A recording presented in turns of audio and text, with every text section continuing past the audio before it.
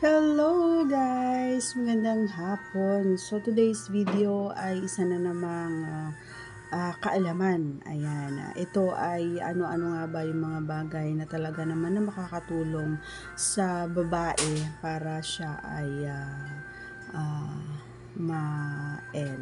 Yan ang ating topic for today's vlog, and of course, kung gusto mong malaman na ang ating kasagutan, panoorin po ng buo ang ating video. And of course, please do me a favor, please do subscribe and click our tiny notification bell para ma-update po tayo pag meron tayong mga bagong upload videos. And isang malakasang shout out to Byron Fontebella.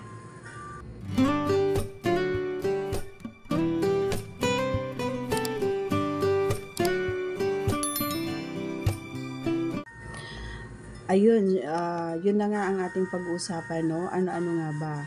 Siyempre, ang ating topic ay para lamang po sa may bukasang kaisipan at may malawak na pang-unawa. Maaari na lamang po mag-skip kung ikaw ay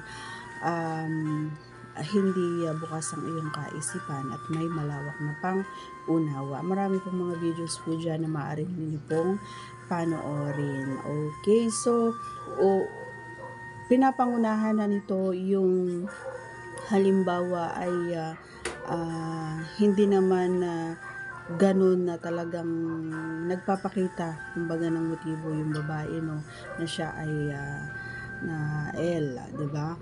Kasi maraming mga babae ang mostly talaga na hindi talaga nila ipinapakita kung ano yung mga gusto nila or kung ano yung nararamdaman nila. So bahala ka na kung ano yung pwede mong gawin. So, unang-una, ito yung kapag halimbawa na nakipag-kissing yung babae ay lumalaban talaga. 'Di ba? Pag lumalaban, halimbawa kinis mo lang siya or kunwari parang nag-kiss ka lang ng kaonte, beso-beso ganun. Tapos may bigla niyang inilabas ng kaunti yung kanyang dila. Ibig sabihin yun, talaga naman na nalibugan siya doon sa ginawa mo. Kapag kasi nakikipag-kissing ang babae, kailangan medyo ilabas mo rin yung dulo ng dila mo, idol. Yun, nakakapagpael sa babae yun. Yung kahit mild lang na kiss, pero yun medyo malalasahan niya yung laway mo, diba? May mga ganung babae na nalilibugan sila doon. Pangalawa, idol, ay yung pag halimbawa ay bumaba ka doon sa bundok niya, ay nilaro mo yun, yung ginitara mo yung kanyang utong, ay talaga naman na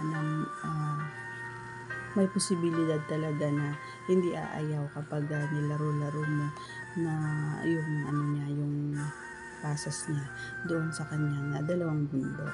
Maraming mga kababaihan ng talaga naman na EL doon. And lalong-lalo na kapag bumaba ka, syempre kapag nilaro mo yung pasas doon sa may bulaklak niya, ay talaga naman na matindi kumbaga yung mararamdaman ng isang babae.